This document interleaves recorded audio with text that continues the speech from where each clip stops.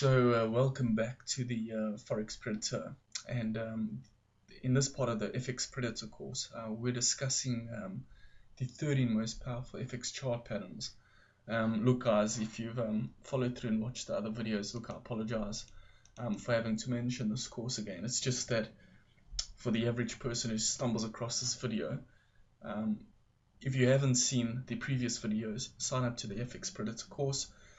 You can view it by visiting www.forexpredator.com.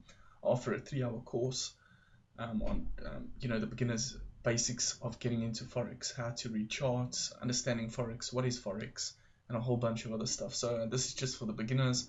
Sorry guys if you've seen this again. I know I've mentioned it and I will mention it on most of the videos.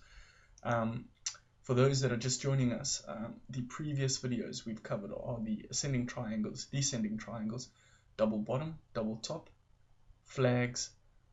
We've just done the head and shoulders, and we will be discussing the pennant right now. So the pennant is a pretty powerful pattern. You see them all the time in the markets, just like all these other patterns, and it's just a case of repetition, practicing these and basically knowing what they are.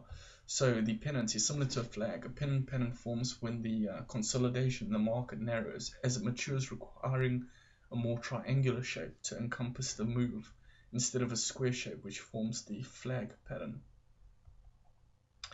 And basically, a pennant is a small symmetrical triangle that begins wide and converges as the pattern matures, like a cone. Sometimes there will not be a specific reaction, highs and lows, from which to draw the trend lines, and the price action should just be contained within the converging trend lines. So as we can see, if I can just enlarge this slightly here for you guys. Sorry about this. This is just a bad image. Basically, this is a pennant that's forming here, and hopefully I can make it a little bit clearer. So this is a pennant that's forming here. It kind of also looks like a smaller wedge or even symmetrical triangle.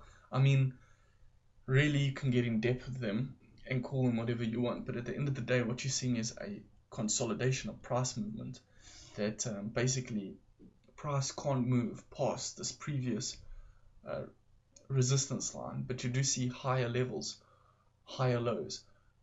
So if you understand the support and resistance, which is covered in the previous course, and which is why understanding support and resistance is so important, because when you understand support and resistance, you're actually understanding market psychology. And when you understand market psychology, what's basically happening here is, if you just think about it for a split second, you're a trader, you're going into the market, you're seeing that yes, you can push this price higher. Each time you push it higher and it comes down, it's a higher high, right? Each low is basically higher than the previous high. But from the other perspective, you're seeing that actually you can't break this resistance, and each time you're getting lower highs. So even though you're getting higher lows, your highs are also getting low. So basically what's happening here is congestion. This is just a bottleneck, right? So if you imagine a ketchup bottle that's full of ketchup and you shake it, you've dropped it on the floor. This is one way to look at it. I'm just thinking off the top of my head. You drop it on the floor, so there it falls, it drops on the floor. You pick it up and you squeeze it as hard as what you can. You know that most bottlenecks, this is just a neck here, and this is basically the spillage from it. So in an uptrend, this would be an uptrend. Because it's a downtrend, you expect that the momentum and the actual flow of this will continue in the direction of the previous trend, right? So if it was in an uptrend, you'd expect it to move up. In this case, it's to the downside. So you see it to the downside. So that's basically the pennant.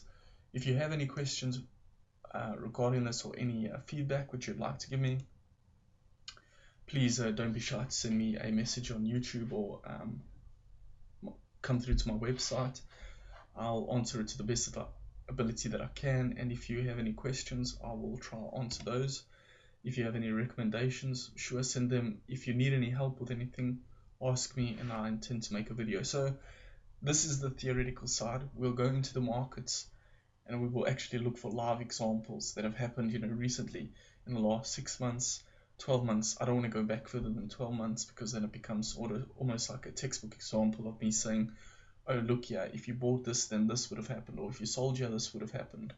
But we do cover that more in the upcoming series.